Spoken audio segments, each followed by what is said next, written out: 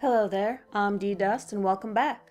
Tonight's story was written by MinMin and it is available on the SCP Foundation Wiki. The Woven Man. Once upon a time there was a tailor of well repute who resided in a cottage some distance from the town square. He was known to be the best at his art, and his fingers moved like rippling water, manipulating even the finest of fiber and thread into intricate lines of motion that, so the story goes, could bring tapestry to life. Now, we know little truth in that fact, but the thing everyone agrees on is that one day, the tailor sighed, for he had grown old over the years, and his hands were no longer the systematic swift swirling of small ripples, but the choppy churning of deep lakes. As always, his finished products were magnificent in detail and his commissions rolled in, but they lacked the spark, the swift precision that was his hallmark and pride and joy in his early years. So the master tailor decided to search for an apprentice. Notices were put up, word was spread, and soon, hopeful pupils by the coachload were hiking up the path to the master tailor's cottage, which was secluded so as to aid his concentration on his work.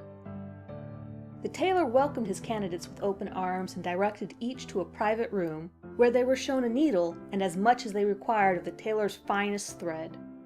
Thinner than a horsehair and flimsier than rotten flax, but shining silver which seemed to animate in the cold winter light. The task was to weave a single sheet of shimmering, moving silver, which could not be broken by human means. The tailor could accomplish this with ease, and even demonstrated it in front of the rapt students-to-be. Naturally, many forfeited after testing the thread, and though there were some who came close, with a twist and a snap their hard work would come undone by the stern-faced tailor. "You have failed," he would say for the 100th time that day, and the candidate would sigh, pack up, and go. Now this continued for a week, but among the many hopefuls, none were able to replicate what the tailor had taken years to learn, and even longer to master. As he showed another dejected candidate through the door, he thought to himself, "I can weave shimmering dragons, flying through the moving tapestry sky. I can weave live fireflies with their glowing dances onto impossible textures of coats. If I cannot find a man worthy enough to be my student, I shall weave one myself, for nothing knows the fine flow of needle and thread better than one made of needle and thread himself." The next day, the tailor locked his gate and blocked out his windows. Taking a bundle of fine white cotton, he began to weave. In and out, through holes impossible to find and even harder to thread. Into 3 dimensions he constructed a matrix of interwoven thread, and with a final tuck, completed a solid bone out of impossibly locked cotton. More and more he sewed, until a complete man's frame was formed. Then he bound to the frame by way of hooks and needles countless numbers of springy red fibers, dyed with the blood of goats and bewitched by an old gypsy he once met in his earlier days. Slowly, the woven muscles twisted and snaked round one another until they stretched taut on the white cotton bone, and twitched with excited tension. But the tailor pressed his hand to the jumpy threads and said, "Lie still, it's not time yet." With thin catgut he sewed infinitesimal compartments, until the structure resembled a human lung, and he placed it into the open, quivering rib cage. In several swift movements of his needle, he connected dripping red thread to the fleshy catgut and woven bone, and painfully but surely the muscles contracted. His creation took a shuddering, shallow first breath. For the veins and arteries, he threaded numerous hollow yarns through the strands of interwoven red tendons, into linen bone and within the breathing chest. And at the center of it all, placed a little sewing machine mechanism, driven by clockwork held fast with craftsman glue and a live star piece. Feeding silk through the heart, he wound up the pulsing star piece, starting off the mechanism with a muted titter-tatter. Through the hollow veins life silk coursed, bringing movement and vigor to the limbs. But there was yet no mind to control it, and the creation did not rise. Using a sheet of smooth, pink silk, he stitched skin to muscle, covering the exposed rawness with a layer of thread so warm and smooth to the touch, one could have mistaken it for a real person. With embellishments crafted from marble, he slid fingernails into raw, pulsing nail beds, and teeth into dry gums. The hair was spun with the finest gold thread the tailor could afford, falling over clear glass eyes filled with belladonna dew for sight. He left a small opening at the base of the skull, for he had not yet thought of how to weave a sentient soul. Finally, among his vaults of disused material, he discovered a strange colorless spool of thread, which somehow shimmered with light more than even his most delicate silver. It was fine, but somehow not too thin, and so strong that he needed a carving knife to sever it. But felt in his hands a needle that in all his years of practice and self-training, this thread was spun for his talented fingers alone. In the pale moonlight, he began to cast the thread into a single piece of textile. But the more he spun, the more he deviated, and the needle twisted and turned, forwards and backwards into ways not even he could comprehend.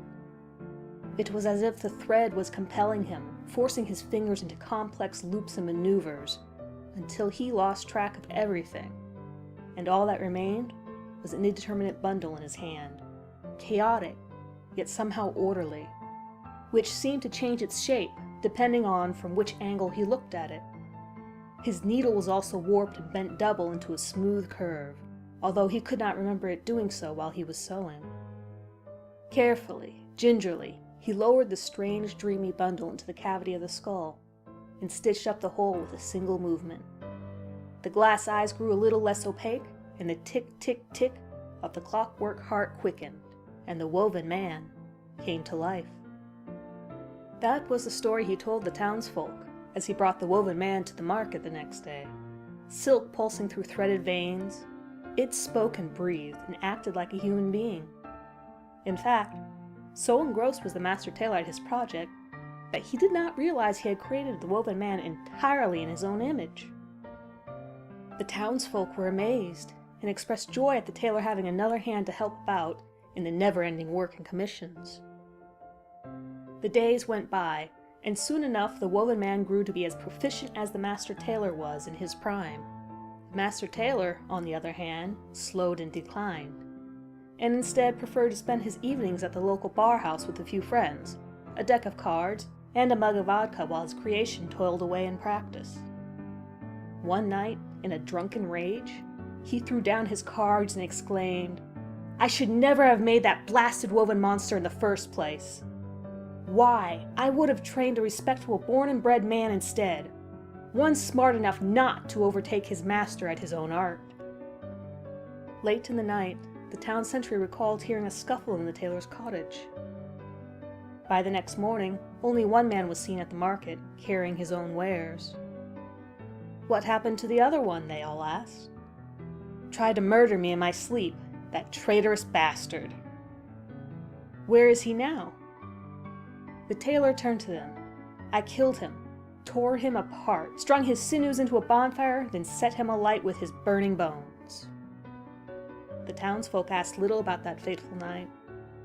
Master Tailor was apparently driven by the death of his doppelganger, and proceeded to generate tapestries of the likes of which no one had ever seen before. But no man is immortal, and even the Master Tailor's rippling fingers could not save him from death. Now this is where the story gets strange. For when they cremated his body in the town square, his body burned like dry cotton on a summer day, and at the bottom of his ashes was a single clockwork sewing machine mechanism, winding down to the tune of a Dead Star piece.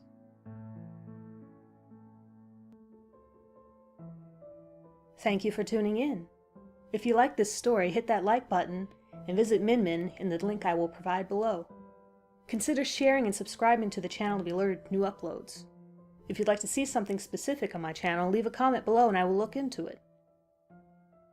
Good night, everyone.